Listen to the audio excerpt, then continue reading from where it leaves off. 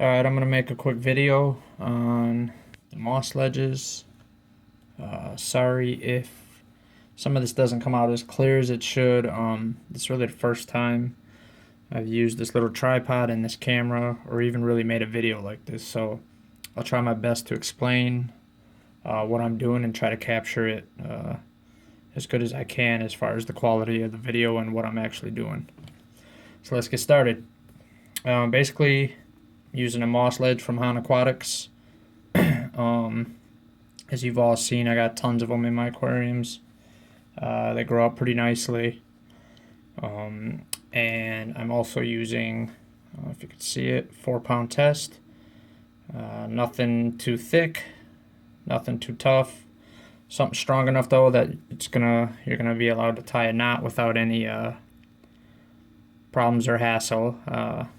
You could use rubber bands. I just prefer fishing line because you don't really see it for the amount of time that it's growing out, and I don't know, it just seems easier to use. So what I do is I always start my knot on the back end so you don't see the writing from the rubber band, and I tie a loop from the second line or row of steel.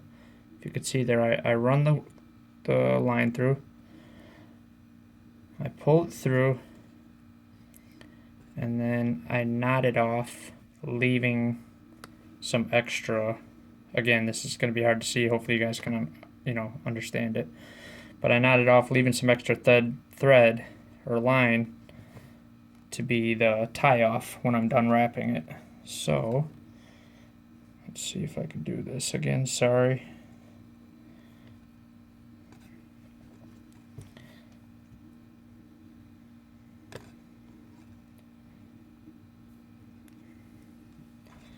So basically, you tie a knot off. Doesn't have to be super great, but basically, this is what you're going for. So there's looking at the moss sideways. You have your knot. You have your knot and your extra tie off. So when you're done wrapping, you tie the other end off to this, so you have a nice secure net. So basically, go. Grab your moss. Give me some time. I'm trying to pick out. I'm not gonna go super crazy and lay it out all perfect like I have on some of my other ones, because I am stressed for time. Pressed for time, that is. Basically just lay it out. I don't overlap these too much because you're gonna basically waste moss if you're just overlapping it way too much. Especially with this moss, I believe it's the Mini Christmas. It fills out so nicely, and I did get this from Jay Eller. He's the man. He's got some nice moss. But yeah, basically what I do is when I fill it out, what I do is I get it on there to where I think it's covered pretty good, and I lift it up and I look to see if I could see any of the steel. When you're looking down at it, I'll keep it on the camera for you guys, but when you're looking down at it, you want to look down to make sure you don't see any openings. I mean, I guess it doesn't matter. It's still going to fill out and grow, but it's just my personal preference. I like to have everything covered. So you see we got a little bit right here and then up front. So I'll just take a little piece there.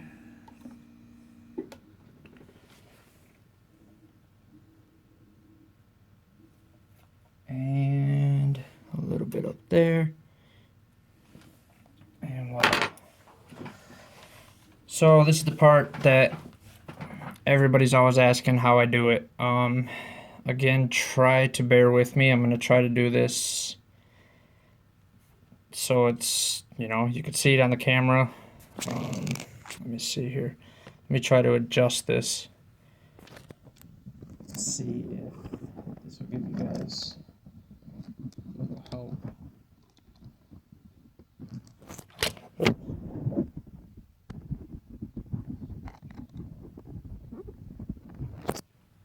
Okay, so when I begin tying, let's see here, let me get in position. I hold the back of the suction cup and I start always on the front, on the part that'll be actually in front of you.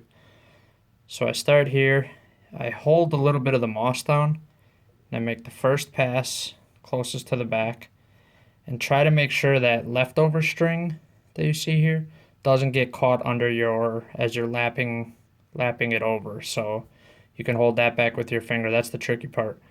So basically I make one pass, I make another pass, and then another trick to so it doesn't pull all your moss up. As you're about to make your pass, hold the moss down with one of your fingers here and then make the pass, because then it's not lifting the moss up. As you can see, it's kind of holding it down somewhat. And then you just keep.